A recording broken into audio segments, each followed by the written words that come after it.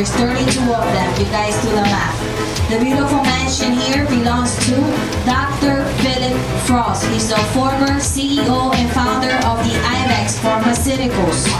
He had a lot to do with that famous blue pill that you guys know about that is not Tylenol, Advil, or Leaf. Right? Famous Viagra. Well, I heard that at midnight he injects the palm trees with this medicine. That's why they're all standing up so straight all the time.